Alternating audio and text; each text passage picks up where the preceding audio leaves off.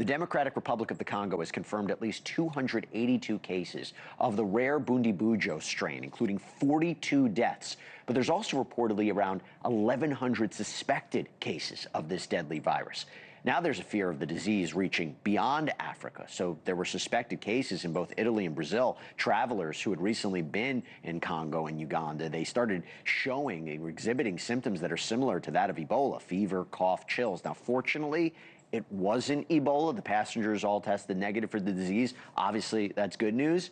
But then you have former CDC Director Robert Redfield, who spoke to my colleague Elizabeth Vargas, and he said he wouldn't be surprised to see the spread beyond Africa, meaning here in the United States, especially what's about to come up, the World Cup coming to North America. Now, currently, there's no approved medicine to treat this deadly virus. There's no vaccine to prevent its spread. However, the Global Health Organization, CEPI, it's the Coalition for Epidemic Preparedness Innovations, they just committed $60 million to 3 vaccine groups. The head of CEPI hopes for vaccine trials, he said, within a couple of months.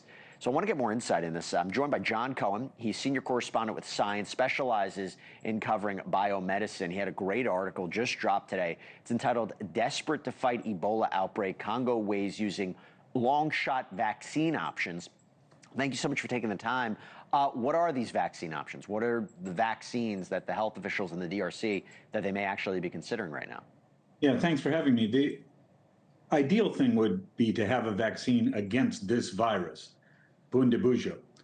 Ebola comes in many flavors. So there are 4 different species of Ebola that harm humans. And there is no Bundibugyo vaccine that exists.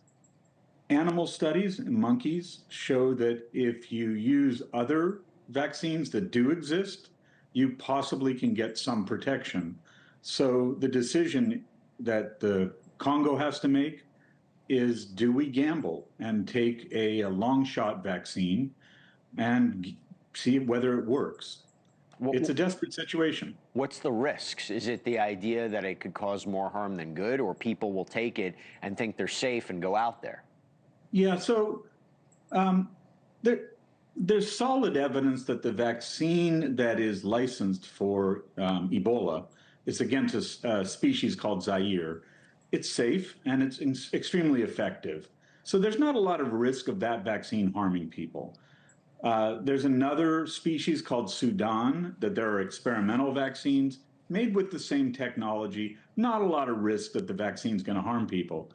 There are risks that people will become very disappointed if they don't work, and maybe they'll turn against the Zaire vaccine, which does work when there's a Zaire species circulating. But the risk isn't really high of the vaccines harming people. And I know there's been unrest there. Like, I know there's been frustration there. We've talked There about has been, yeah. There have been clinics that have been burned down. Yeah, and it's a real concern going into this. Talk to me about the organizations that are now trying to create an actual specific vaccine here. You're seeing a lot of money being put into this. What can you tell us? So we've screwed up as humans again and again. We knew long ago that we needed vaccines for Bundibugyo. This is not new. And there are studies that go back 16 years that show vaccines in monkeys against Bundibugyo work. So we just kind of twiddle our thumbs about outbreaks and pandemics because they aren't happening here. They're really not threatening to us. The reality is that there's a race now to make a Bundibugyo vaccine. It's going to take at least a few months. And in the interim, what do? The containment efforts for Ebola work very well. You can stop Ebola without a vaccine. It's not COVID. It's not that easily transmitted. And I heard what you said about Dr. Redfield and it coming to the United States. Yes, there probably will be sporadic cases all over the world. I anticipate that, but I don't think it's going to explode. It's not that easily transmitted. And by doing containment efforts and standard procedures to stop spread, looking at contacts and isolating people, you can stop these outbreaks. So I mean, we've had cases here in the United States, and it's not like even 2014. Yeah, we have, yeah. But I guess the question is the money, the funding, the money, the 60 million, like how, that it is going to create potentially the vaccine. Like, I don't disagree with you, that should have been around years ago, but now might be the time we actually get it. Yeah, these new vaccine efforts are three of them to make a Bundibugyo vaccine. They will probably all succeed. That's my bet. This isn't that hard of a virus to stop with vaccines.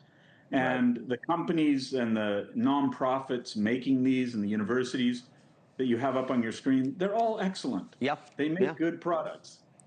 It's just a question of what do you do in the interim until those Yeah. vaccines are here. And then you have to prove they work. Yep. You know, it's never a given. Yeah, no, But hey, listen, you might be dealing with different diseases, but the protocol still stays the same. The procedure still stays the same. Jon Cohen, listen, interesting discussion. I'd love to have you back, and you know, I hopefully this doesn't progress in any way. But look, it's a really dire situation that's happening there. Jon Cohen, again. It certainly is in Congo. No, yeah, that's true. Thank you. Thank you for watching. Subscribe below and download our NewsNation app right now on your phone, and you will get fact-based, unbiased news for all Americans.